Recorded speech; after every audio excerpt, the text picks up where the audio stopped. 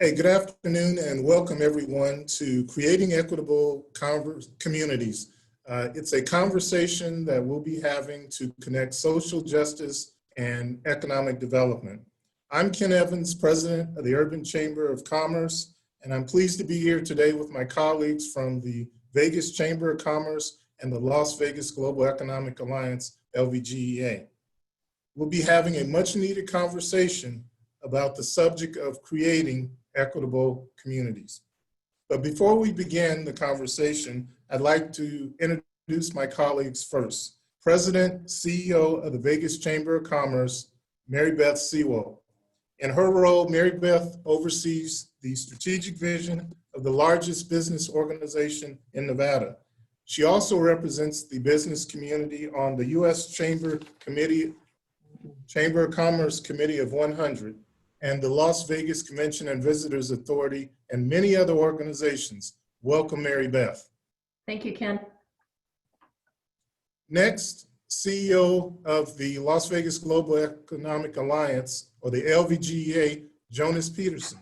As CEO, Jonas leads a talented team focused on strengthening our regional economy, helping our community recover from COVID-19, the pandemic, and positioning LVGEA as a national leader in community and economic development. Welcome, Jonas. Hey, Ken. Hey, Mary Beth. Thanks for having me. It's good to be here. All right.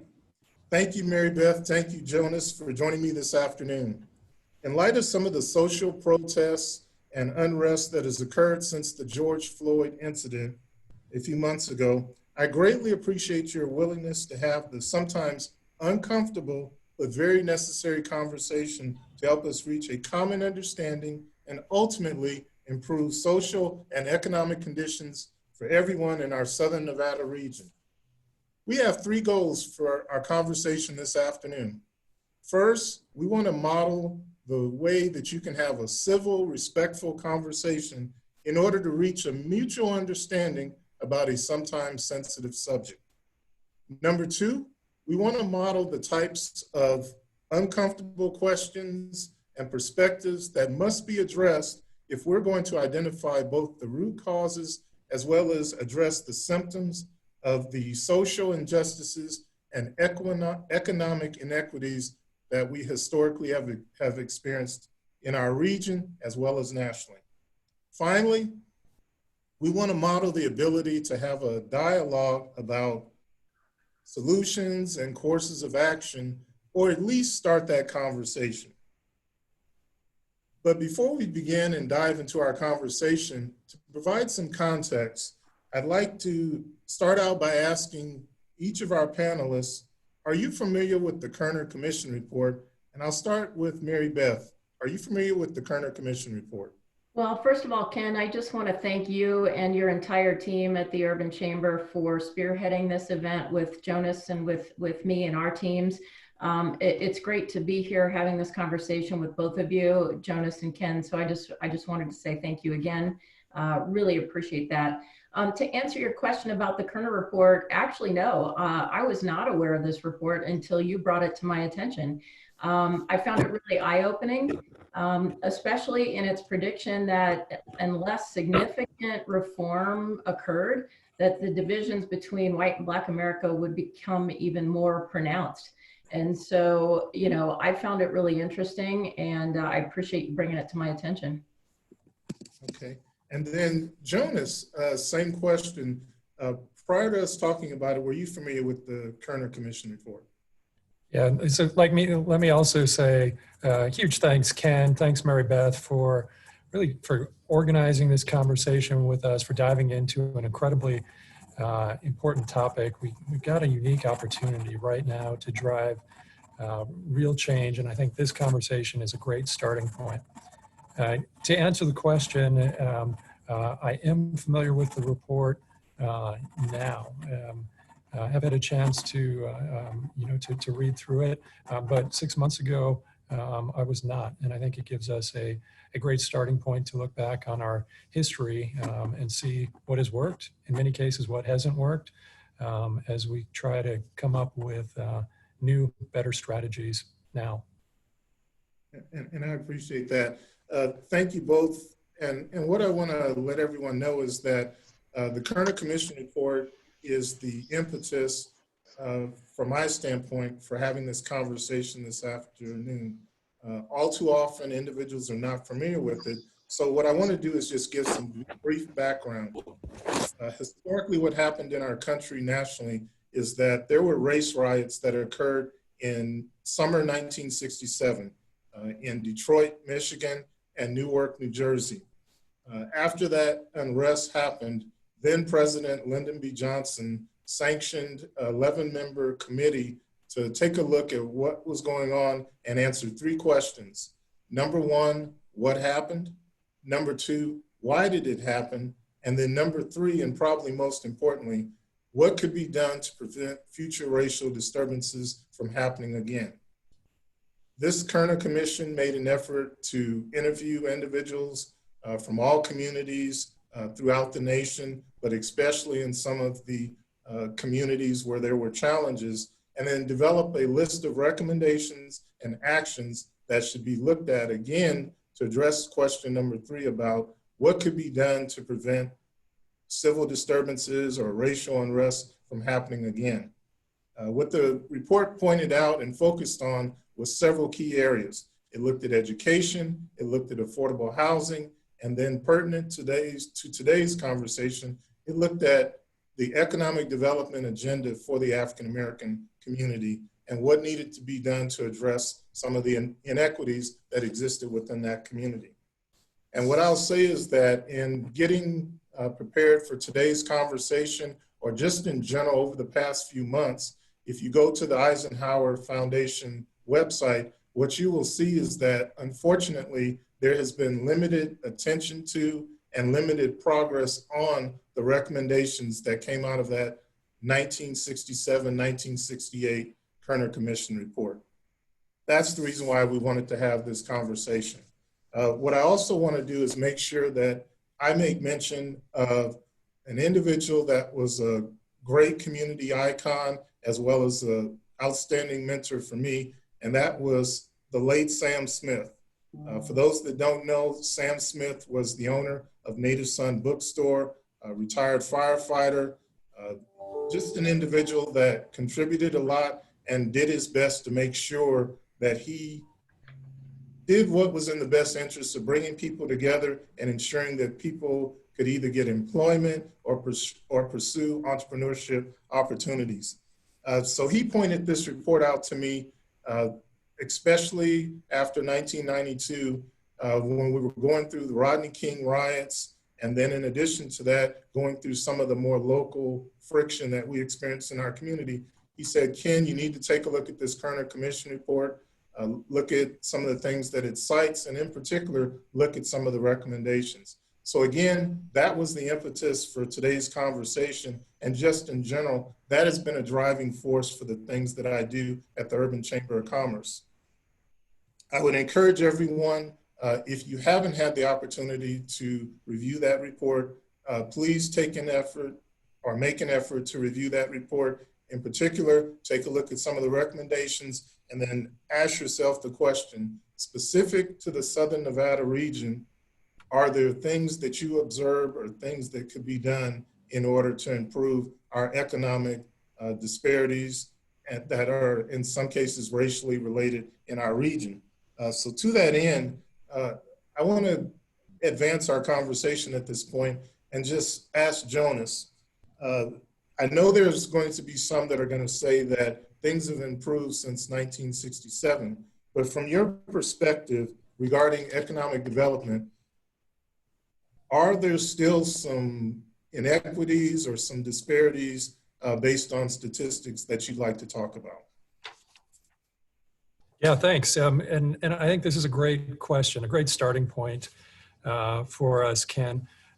One of the things we all can do, right, is take the time to learn, take an honest look at the facts, at the data, examine our history, and then the trends that have been happening, that continue to happen, and make informed opinions. So I think it's a really good place to start. When you look at the data on race and economic development, to me, it is abundantly clear that we have a problem with inequality. Specifically, the data suggests that African Americans and other population groups have been discriminated against, impoverished, and impoverished disproportionately. Let me build this out. Let me show you some of the really high level data. First example is to look at wealth. We all know wealth is it's a key component of economic development. If you look at median family wealth over time, we're simply going in the wrong direction. Median family wealth organized by race. And here's what I'm showing you. You can see the chart in front of you. In 1983, the difference in median family wealth between a Black family and a white family, it wasn't 20% difference, 50% difference, even 100% different. The difference in family wealth was 800%, 8 times. So a white family on average would have 8 times more wealth than a Black family. That was 1983. Have we been making progress since then? You fast forward to today, or at least as close as we can get with the data, 2016. And what you find is that we're going in the wrong direction. It's actually getting worse. The inequality is getting worse. In 2016, the average white family held 10 times the level of wealth compared to a Black family. 10 times. That's just wealth, but it's a striking figure. Much of wealth is due to family inheritance passed on from generation to generation, but some is due to income levels. That takes us to our next big category here that I think we need to pay attention to. If you look at income, and this is not a national statistic, this is here in Clark County, income levels for Blacks and whites are significantly different.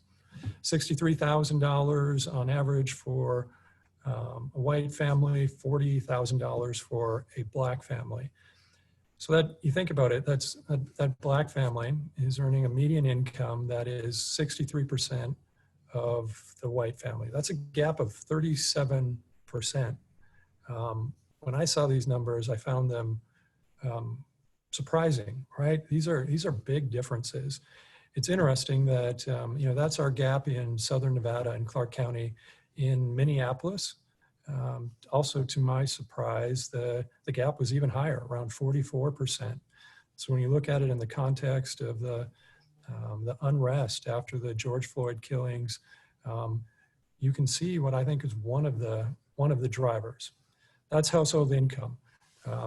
Let's keep moving on to the third data point I want to draw your attention to here. That's unemployment. All right. So we saw the income levels for jobs once they're held, but just getting to that job is a pretty striking disparity. If you look over the years, back through the 80s, on average, you're seeing around twice the level of unemployment for African Americans versus white Americans, around twice as high. A significant inequality. I think if you look together at the really high level indicators, to me, it's abundantly clear that that we've got an issue we need to work on here. We simply must do better with wealth, income, and employment to create more equality. Yeah, thank you for that, Jonas, because it helps make sure that people understand that as we move forward, we want to be data-driven. Now, that doesn't mean we're going to discount anecdotal experiences or actual experiences, but at the same time, it helps to have data like that presented so that everyone can see that concretely it's not a perception, it's a reality that needs to be addressed. And to that end, Mary Beth, I'd like to bring you into the conversation and just find out from your standpoint, Do you think that there are inequalities regarding the African American community? And do you think, or it's important for all of us in Southern Nevada to be aware of them, at least to start the conversation? Oh, absolutely, Ken. You know, the data that Jonas shared, income disparity and wealth, those translate to a dynamic where it's harder to get and sustain some of the things that we most identify with the American dream, right? Like home ownership, small business ownership, and things like that. So, you know, according to the US Census Bureau, in the first quarter of 2020 alone, 74% of whites own their own home and 44% of blacks were homeowners, you know, to Jonas's point. And additionally, while the rate, you know, has come down, African Americans were more likely overall other racial groups to be denied a home loan application. And while black small business ownership is up, fewer African Americans are approved for small business financing. Or they often get lower loan amounts for a higher interest rate, right? So it's so much harder for them to have the capital they need to survive the lean times or invest in their own business. And you're touching on a point, Mary Beth, that I know I have seen here during my tenure at the Chamber over the past 7 years, and even before then, the dilemma of getting access to capital, and even when you do get access to capital, it being more expensive capital, which especially if you're a small, diverse business, or in the case of a core group of our membership, if you're an African-American owned business that's trying to launch, that can make it extremely challenging, if not in some cases prohibitive. And we want to make sure that we don't allow that to continue. So Jonas, building on what Mary Beth just said, how is the topic of racial inequality related to economic development? Yeah, Nick, thanks. I think that's the meat of our conversation here today, right? Like, how do you make this connection to that data we looked at, what Mary Beth said? You know, I believe that the inequalities are deeply and fundamentally tied to economic development. Here's just one example. We're all familiar with Dr. Martin Luther King in 1963 delivering a famous speech, the I Have a Dream speech. Yes. That was delivered at the March on Washington for Jobs and Freedom, in that order, right? That was the event where that famous speech occurred. I don't think it was by accident that it was the March on Washington for Jobs and Freedom, because they're fundamentally tied. Economic development is all about job creation. Job creation leads to wealth. Wealth leads to independence. And so, you know, the takeaway, here's the point. Equitable access to job creation is a foundation of freedom. And as economic developers, as community leaders, I think we all care deeply about creating equal opportunities for Southern Nevadans, and we simply need to do more. I'm glad we're having this conversation because we need to do a better job. Yes, we do. And that's individual and collectively. We all have a role to play, and that will come out more and more as we get further into our conversation. And so thanks, Jonas, for making those points, because we share that focus here at the Urban Chamber of Commerce. We talk about build businesses to build our community. When I started at the Urban Chamber 2013, nearly 7 years ago, I said, and I want to say thank you publicly to Damon Hodge and our current board chair, Shondell Newsom, who helped me craft a letter at that time to kind of introduce myself. What I said in that letter is that we recognize that there's some social economic challenges in our African-American community and our overall community, but what we wanted to focus on as a chamber was the economic side of it. Again, going back to the point you just made, Jonas, about economics and economic development can lead to freedom if properly accessed and applied within a community. So to that end, we said that when we build these businesses, they can do three things. First and foremost, they can employ people, create jobs, if you will. Number two, they can put resources from the company into the community, where it could be as simple as sponsoring athletic teams, but it can be as much as sponsoring larger events or even addressing some of the civic or social concerns that we have. Again, the bottom line is successful businesses can put resources in the community. And then finally, successful businesses can participate in political advocacy and engagement. The bottom line is they can be in a position to work with the elected officials and their staff to help positively drive the economic development agenda. So it's important to us that we make sure that we have successful African-American owned businesses in our community. And based on those three things, I do know that there's still work to be done. The statistics you just mentioned, Jonas suggests there's still work to be done. And Mary Beth, you shared some good points as well that make us all realize that individually and collectively, we still have work to be done. What's comforting to me to know is that we're not in this by ourselves. I'm not in this by myself. So again, I want to say thank you to the Vegas Chamber and the Las Vegas Global Economic Alliance for being willing to have this conversation, as well as being willing to make this journey and have similar conversations as we move ahead.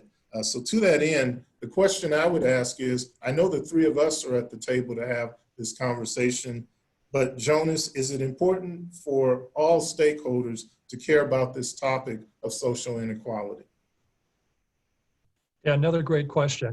And here's the bottom line. Racial inequality impacts all of us. We should all care. Right? There are social reasons, moral reasons, but in staying on topic this morning, let me share a couple of the economic reasons why absolutely everybody should care and be engaged on this topic. First is the importance of building a stronger middle class. If you think about it, our economy, we have a consumption-based economy. Around 2/3 of our national economy is based on consumption, even more in Nevada. In order to fuel consumption, you need a strong middle class. The rich tend to invest, the poor are often just struggling to get by, but the middle class drives a consumption-based economy, important to all of us. And we have a middle class problem right now in the US and Nevada. Our middle class is shrinking, and that means we leave economic potential on the table. We're not doing as well as we could. And if you think about it, it's going to get worse. By 2045, by 2045, we're expected to have a majority minority population, right? If we don't do a better job of creating a more robust middle class, of boosting up incomes and wealth in historically poor populations, we are all going to be worse off, right? That middle class is incredibly important. It's important that we lift up populations to broaden that middle class to support the economy we all enjoy. Let me give you another reason. We need more skilled workers in the US, way more. And don't get me wrong, our unemployment rate is incredibly high, frustratingly high right now, coming out of in the latter stages of a pandemic. That's not always going to be the case, though. In the long run, we're going to need many more skilled workers. And if we're going to reach our full economic potential, the easiest way to get more skilled workers is to train up existing members of your population. Right. We know there's an education gap. If we can do a better job of providing education to the African American community, to other communities, we can create more skilled workers, find win-win solutions, build a stronger middle class. So here's my biggest takeaway, is that there are win-win solutions here, right? All too often when there's this temptation for this to be a divisive issue, right? It's a sensitive topic and can be difficult to work through. Race is often talked about in a way that separates us. Instead, I think we have an opportunity to use economic development and policy to lift up African Americans and other disadvantaged groups in a way that positively impacts all of us. There are win-win solutions here. I totally agree with you, Jonas, and thank you for making that point that you just made about the fact that the conversation about race and how it relates to economic development doesn't have to necessarily be a divisive one. Yes, it may be uncomfortable, but that doesn't mean it has to be a divisive conversation. In fact, I want to, in the spirit of attribution that I will do, I like to cite my sources because it's also a way to give credit where credit is due. There's a Fred Keaton who's been pretty prominent in the African-American community and beyond. And one of the things he talked about early on in my tenure at the Chamber, when he addressed our members, he talked about the concept of interdependency. And the point he was making there, and you just touched on it, is there can be a win-win situation where everyone realizes it's in our individual and, more importantly, collective best interest for everyone to have a chance to participate and be part of the economy. So I'm glad you made that point. And the concept of interdependency is one that we definitely champion here at the Urban Chamber. And again, thanks Fred Keaton for introducing that to us in terms of how we approach economic development moving forward. Mary Beth, I'm sure that you have a perspective as well regarding this topic. You're the fifth largest chamber in the country. In addition to that, the largest in Nevada. And I appreciate the fact that you represent large corporations, but you also have a decent small business base. And then last but not least, you represent community-based organizations as well. So to that end, why should all of them care about social inequities that occur in Southern Nevada? Well, thank you, Ken. I sure appreciate that. And, you know, I think everybody should care because economic opportunity allows people to rise up and be able not only to provide for themselves and their families, but also just to pursue their dreams, pursue our dreams, right? Every one of us has a stake in this. And, you know, I'm reminded, we've talked about Dr. King a couple of times already, but I'm reminded of his words, and I'm just going to read this. Whatever affects one directly affects all indirectly. I can never be what I ought to be until you are what you ought to be. This is the interrelated structure of reality. And so, you know, the disparities we're talking about truly translate to missed opportunities for people to own a home or start a business, missed opportunities for Black-owned businesses to employ people in their neighborhoods, and to spread even more economic opportunity. You know, missed opportunities for our community to benefit from completely utilizing all of our talent that creates a stronger economy all the way around. You know, one of the things that strikes me is that we can all strive to be more inclusive, right? We can all reach out and invite others in. I think that's one of the things I'm really proud of at the Vegas Chamber, for example, and with the LVGEA in your chamber, Ken, and Latin, of course, as well, and the others. You know, in business, for example, we need to better connect the members of, for example, the Urban Chamber to the Vegas Chamber to build professional relationships that help people do business with each other. And we can solve a lot of things if we focus on real relationship building and developing those friendships that lead to deeper understanding and appreciation. So true, Mary Beth. And in fact, that's one thing that, again, going to cite another individual. Our current board chair, Shondell Newsom, Some New Marketing, always talks about real relationships, REAL relationships, because they're so important.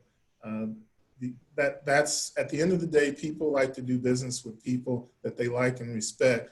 And the foundation for that often is the personal and or professional relationship that you develop with them. And in order to do that, we have to work through some of the historical or traditional barriers that may have been there. So definitely appreciate the points you just made, Mary Beth. In addition to that, it's the reason why I mentioned the Kerner Commission report. They did a lot of studies. They talked to a lot of people all across our country. At the same time, they did a deep dive from a standpoint of what was going on in the urban environments. And some of those things translate to some of the challenges we face even today in terms of underlying inequalities and inequities. So what I would hope is that as we move forward and we have the difficult uncomfortable conversations that are required. I would just hope that we keep in mind that, to Jonas's point, it is possible to have a conversation about race that tries to figure out some win-win solutions.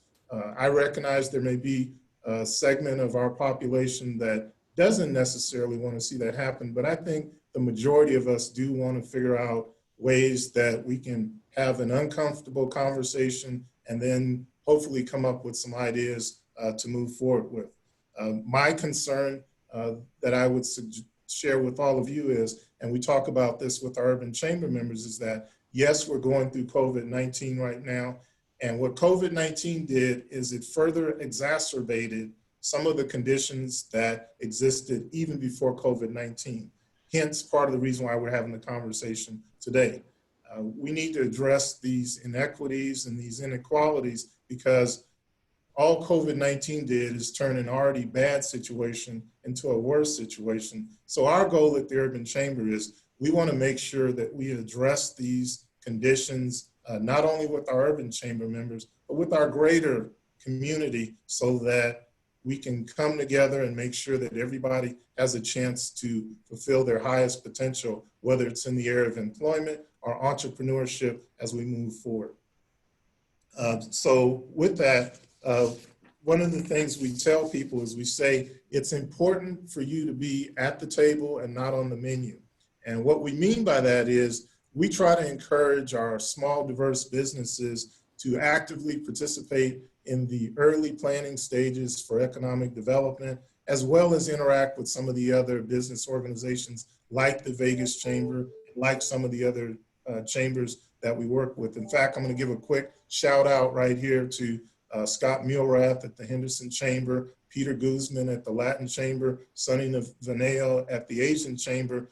A lot of times we work together and try to figure out ways to ensure that our small, diverse businesses can participate in the greater economy. So I look forward to having conversations like this, and above and beyond, making sure that our businesses have a seat at the table as we move forward, so that, again, we can have the tough, uncomfortable conversations, but they can hopefully lead to some dialogue about potential solutions and a course of action that we can all find our role in. Mary Beth, I mentioned earlier that you lead the 5th largest chamber in the country, and then in addition to that, also shared the fact that you have the largest chamber in Nevada. And before I go a step further, let me say thank you, Mary Beth, because your leadership, along with Jonas's leadership, has been pivotal to getting us through COVID-19 in terms of the immediate response and getting resources out into our community. But again, what I also appreciate is that we've begun to have conversations like this about what do we need to do, what do we need to think about in order to, one, make our economy more resilient, but then at the same time, make sure that it's inclusive and a good environment for diverse businesses to participate in. Before I come to you, Mary Beth, I also thought of another shout out that I want to give publicly here. Michael Brown is the executive director or director for the Governor's Office of Economic Development. The one thing that I know is on his agenda that not only he has shared, but his staff has shared, is the fact that, number one, GOED is there to make sure that we diversify and expand our economy. But what I like is that his number 2 priority is to make sure that small, diverse businesses are part of that effort. So again, I wanted to make sure I said that publicly, so that we realize that Southern Nevada, as a subset of the overall Nevada economy, is on the radar screen in terms of making sure that small, diverse businesses, in particular African-American businesses, are part of our state's effort to move ahead as we come out of COVID-19. So Mary Beth, given the fact that your organization influences policy, it's part of the policy-making effort for the entire state as well as the Southern Nevada region, I just wanted to give you a chance to maybe talk about some things that are on your mind, and more importantly, some questions that you think we could all have individually and collectively in the days, weeks, months, years ahead, in order to make sure that there is more participation by the African American community in terms of entrepreneurship as well as employment. So Mary Beth, if you will, just share some of your thoughts and maybe ponder or ask some of the questions we should ponder as we move forward. Okay, well, thank you, Ken. And I totally agree with you, and it's been a group effort. All the chambers have really gone overboard to collaborate, and with LVGEA and GoEd, you mentioned Michael Brown, Director Brown.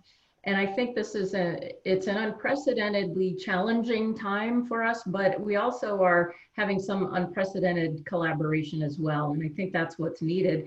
And all the more reason we should be having this conversation that we're having today. And, from a global policy perspective, I think we need to make sure that our government agencies that do tens of millions of dollars with local companies are truly opening those opportunities up to minority and women-owned businesses.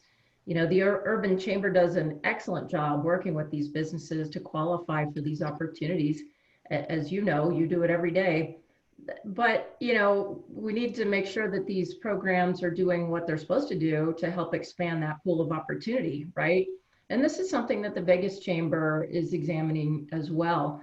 And for us as business operators and fellow citizens, we can all be more insightful and mindful in recruitment and procurement opportunities in our organizations. I know you are, and at the Vegas Chamber and LVGEA, we all are. For example, every business buys goods and services, right? So we should ask ourselves, if we want to see Black entrepreneurs succeed, are we doing business with Black-owned businesses? Are we reaching out and broadening the companies with which we're doing businesses, or doing business, I should say? The choices we make can truly lift people up. So I think for companies that are larger and have policies to extend contracts to women and minority-owned businesses, are we spreading the news about those opportunities? And are the hoops those businesses need to go through to qualify too stringent, perhaps? We should look at that, especially small businesses. So another question, as employers, are we spreading the news about job opportunities to a wider community to attract a more diverse group of candidates? Are we positioning our businesses to look like diverse organizations that value people of all backgrounds? So, and then last, I guess I would say that we should improve mentorship at all levels. That's something we're keenly interested in at the Vegas Chamber, is mentorship. From helping to guide students to a pathway that sets them up for a good career, or mentoring our young professionals. Even mentoring a new Black business owner and helping him or her connect with the broader business community, that can help position them for so much success. And so these are some steps I think that each of us can take to help bridge this inequality gap in very meaningful ways. Thank you very much for that, Mary Beth. Again, I think what you did is you gave us some things to think about, but even beyond that, you gave us some questions that I think we all can ask ourselves as business owners, as members of the community, as key executives, as just everyday individuals in the Southern Nevada community. Thank you for those questions and points for us to ponder. Again, I'll mention one more time here, the Kerner Commission report. I'm very glad that the two of you took the time and effort to look at that document, draw your own conclusions from that document, and then at the same time recognize the fact that there may still be some work to be done in terms of addressing some of the things that were presented in that report that's going on 50 plus years old now. But all is not lost. Again, I want to thank you both for being willing to have the conversation with me today. I hope by now that what we've done is we've managed to show people that are watching. I think we have about 100 people watching, which is a great audience for us. In addition to that, I want to make mention of the fact that this was recorded, and we do plan to make this available to other individuals so that they can see it is possible to have this difficult conversation. Maybe it's uncomfortable. Maybe there's things we haven't thought about, or a perspective that we haven't personally experienced. But hopefully we've shown people that it is possible to have the conversation in a civil, respectful manner. At the same time, I hope that what we've shown people is that you can ask those questions that may be uncomfortable, or you can maybe dig a little deeper with the individuals you interact with to find out what their perspective is. So Mary Beth, that's the reason why I appreciate some of the questions that you just posed, because hopefully everyone who gets a chance to see this will ask those questions, whether you interact directly with African-American individuals in your workplace or in the community. Just ask yourself some of those questions, and hopefully I'll put this out there as well. Hopefully you will go to some African-Americans, and here's one thing I want to say. I'm not here, and other African-Americans are not there to speak for the entire race or community, but at the same time, we can provide a perspective, especially if we're business owners and entrepreneurs. We can share some of the experiences that we've had, and we should do that so that you have a chance, if you're unsure or maybe wanted to ask something before. Again, hopefully we've modeled that there is a way to ask those questions or address those concerns in a respectful manner. And then finally, as we move forward, because we do hope that we'll be able to have additional conversations, hopefully what it will lead to is some dialogue about the Kerner Commission recommendations, or maybe there may be other ideas that come up as yet undetermined. My understanding is that as a follow-up to today's conversation, there will be a survey sent out. And what we want to ask individuals that are watching this conversation today, provide us with some feedback. One of the things that Mary Beth and Jonas and I discussed, as well as with some other individuals, is that we don't have all the ideas, we don't have all the solutions. And sometimes, even when we think we do, the best individuals to provide us with ideas about the solutions based on actual needs and challenges is those of you that are out in the community. So we would encourage you to please provide us with that feedback, turn those surveys in. We'll also take anecdotal information as well, but definitely give us your input so that as we move forward individually and collectively, we'll do whatever we can to create an equitable community. Before I finish up here, I want to say thank you to a team of individuals who, without them, today would not happen. That's Kara Clark from the Vegas Chamber. That's Brianna Desura from the Las Vegas Global Economic Alliance. And then also, I get in trouble if I don't say this one, Delisa Stewart, my Operations and Programs Manager here at the Urban Chamber of Commerce. Man, they were great. They helped make sure that we could make this conversation here a reality and a possibility. So thank you to all of them. Once again, Mary Beth and Jonas, I appreciate you being willing to have this conversation. And before we sign off, what I want to do is just find out, Jonas, do you have any closing remarks or comments that you'd like to make at this time? Hey, no, just to say thank you, a sincere thank you once again. I think we're all, the fact that we're here, that we're having this conversation is a great starting point. And so appreciate the willingness to do that, and look forward to next steps. Thank you very much. Appreciate you, Jonas. And then Mary Beth, same thing. Just like to find out if you have any closing comments or any thoughts you'd like to share with our audience today before we finish.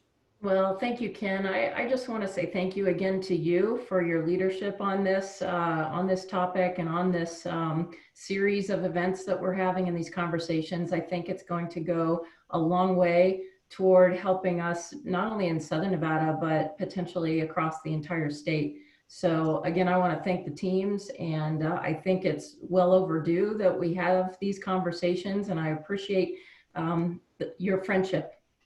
So thank you very much. The feeling is definitely mutual. Thank you very much, Mary Beth, and thank you again, Jonas, as well. What I'll just let you know right now is that today was the first conversation that we're having. We don't plan to stop there. We know that there's additional dialogue that we'll need to have, but true to the impetus behind today's conversation, we also recognize that we don't want to look at the Kerner Commission report, view the recommendations, and then let it sit there and be in this same position. We'd like to snap the cycle as we move forward. So again, I welcome everyone being a part of that conversation.